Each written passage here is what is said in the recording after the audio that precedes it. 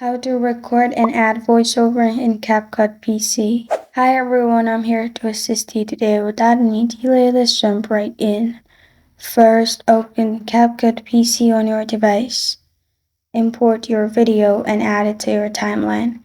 Now to add and record voiceover, click on the mic-like option in the toolbar of a timeline.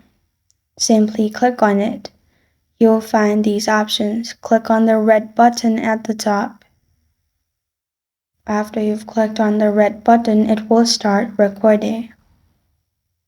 You can simply record. After it's recorded, click on the red button again, which will stop the recording.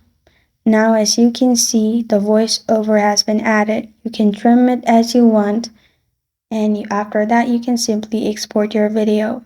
This is how to record and add voiceover in CapCut PC. Thank you for joining me today. If this video helps you out, please leave a like and subscribe for more.